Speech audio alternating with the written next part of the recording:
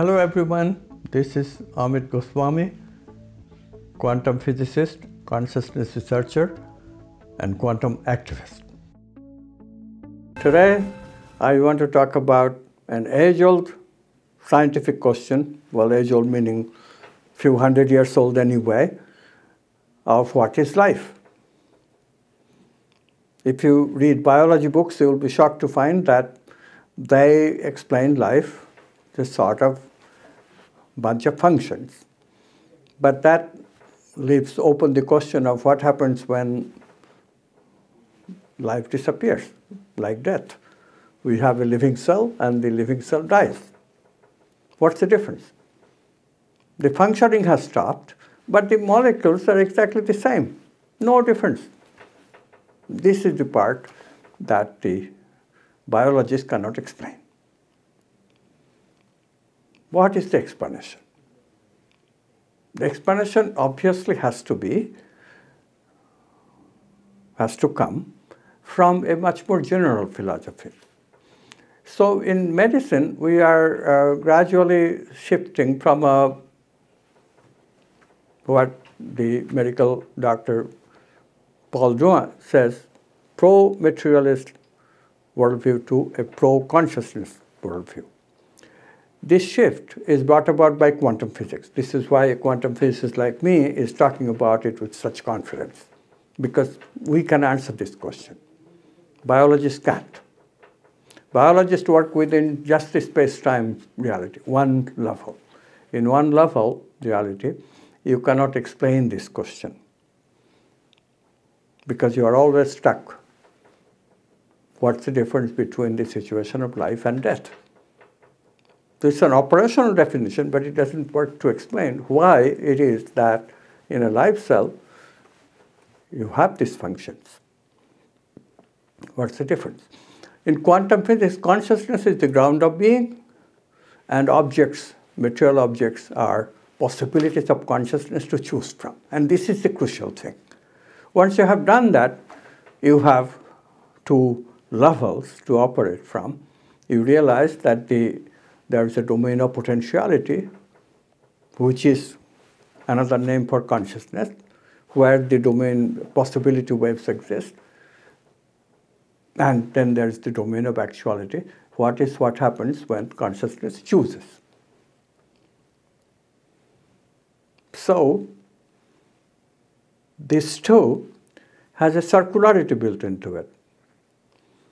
Because consciousness chooses, but until the choice, there is no actuality, there is no real manifest living cell looking at the world as separate from itself.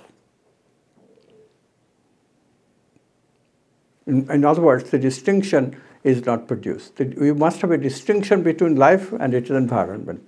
This distinction is crucial. Otherwise, you cannot distinguish what is a bunch of molecules doing here in a living cell that is different than the same bunch of molecules that we call a dead cell. There has to be a distinction of the living cell from its environment, and that distinction is crucial. So how can we produce such a distinction? Quantum physics says that, well, tangled hierarchy. Tangled hierarchy. If there is a tangled hierarchy in the living cell, then when consciousness collapses the possibility wave of the living cell, it gets caught in the tangled hierarchy and identifies with it and looks at the rest of the world as objects to its awareness. This is the mystery of the living cell. So is there such a tangled hierarchy? It has been known for many decades that yes, there is. There are two macromolecules in the living cell for its functioning. One is the reproduction function, which is performed by DNA, and the other one is maintenance function, carrying out the programs of the cell. That takes protein to do it. Both are macromolecules, very complex molecules. DNA has the code for making protein, and it turns out that without the protein, you cannot make a DNA.